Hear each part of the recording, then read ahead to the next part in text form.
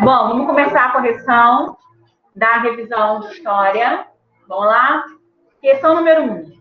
O descontentamento da Itália e Alemanha com a divisão de territórios na África e Ásia no processo de neocolonialismo do século XIX é entendido como uma das principais causas da Primeira Guerra Mundial. Primeira Guerra Mundial, né? Por quê? Eles estavam descontentes porque alguns países europeus, a Inglaterra, a própria França, estavam começando a dividir os países que eles iriam colonizar, esse neocolonialismo do século XIX.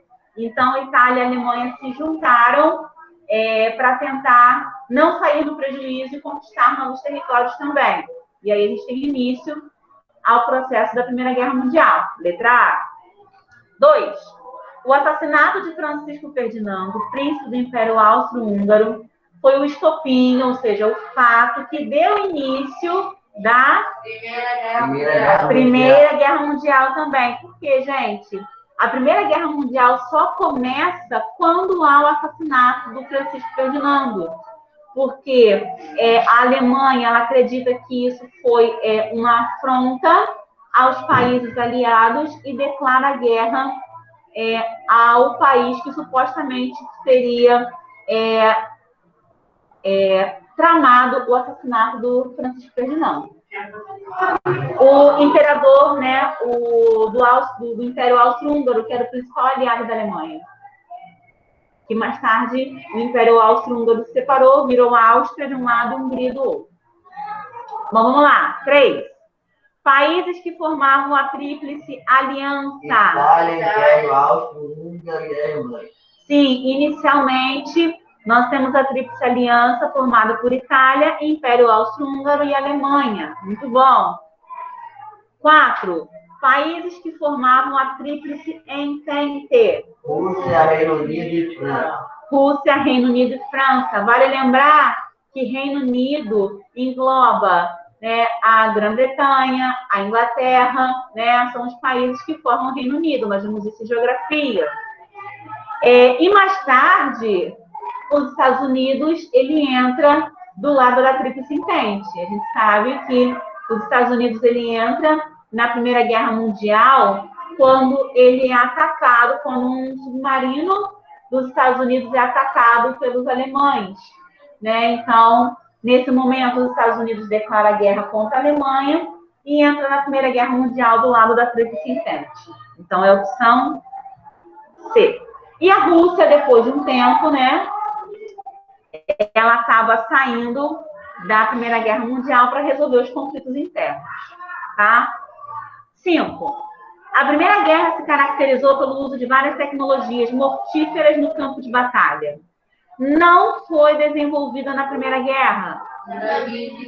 Os navios de guerra. Por quê? Armas químicas, submarinos e tanques de guerra foram desenvolvidos durante a Primeira Guerra Mundial. Os navios de guerra já existiam, tá? Então, não foi uma criação exclusiva da Primeira Guerra Mundial. Opção C. Número 6. O retorno a uma semi-economia de mercado provocou o reaparecimento da moeda e durante o ano de 1921 renasceu o mercado propriamente dito.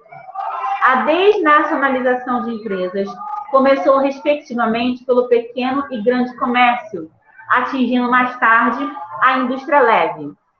As cooperativas foram devolvidas aos seus antigos acionistas e no final do ano permaneciam nas mãos do Estado apenas os setores economicamente estratégicos, o crédito e a indústria pesada.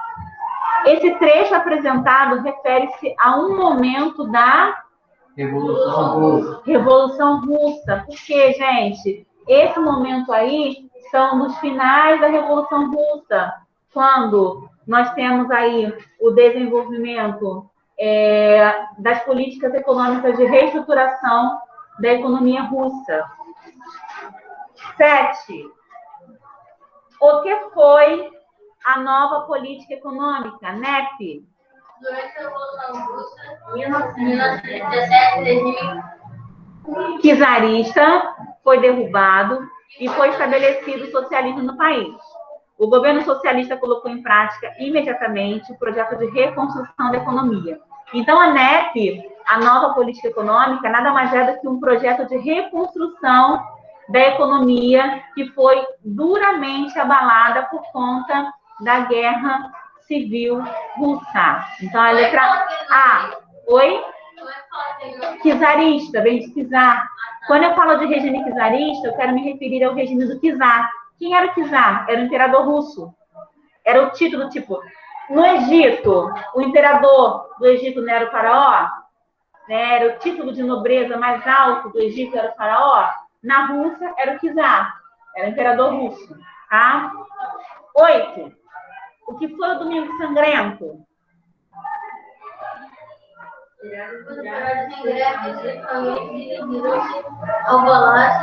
Do czar.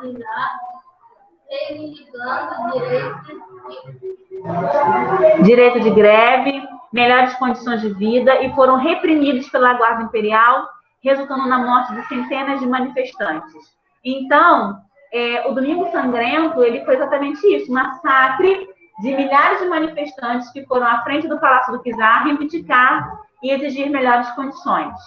Tá? Letra C, número 8. 9. Foi o abalo da hegemonia internacional dos Estados Unidos após os países europeus retomarem o desenvolvimento de suas indústrias e reduzirem a procura por produtos norte-americanos. Crise de 1929. Só lembrando, nós temos no final da Primeira Guerra os Estados Unidos como grandes vencedores do embate. Os Estados Unidos vendia muitos produtos produzidos. Só que, com o final da Primeira Guerra, os países europeus começam a adotar políticas de reconstrução da economia por conta dos gastos da destruição promovida pela guerra. Então, os Estados Unidos, que produzia muito para vender para esses países europeus, teve um grande desgaste. Por quê? Porque os produtos produzidos não tiveram saída. Então, nós tivemos uma superprodução que acabou gerando um encalhe de produtos e acabou gerando uma crise econômica sem precedente nos Estados Unidos. Tá? Então, letra D, crise de 29. 10. Em 1933, Franklin Roosevelt assumiu a presidência dos Estados Unidos. Com a promessa de recuperar a economia norte-americana, criou um programa que ficou conhecido como New Deal. A base desse programa, isso é importante, consistia em o abandono do liberalismo e a adoção de uma política de intervenção direta do Estado na condução da economia. Sublinhem essa última frase que vocês vão precisar muito na prova.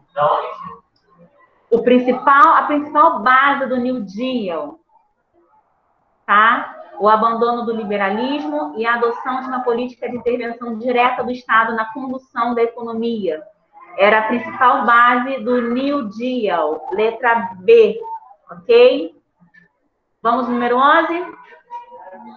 11. A pontinho, resultou do colapso econômico causado pela superprodução, pela impossibilidade e da capacidade de consumo continuar crescendo e pela grande especulação financeira.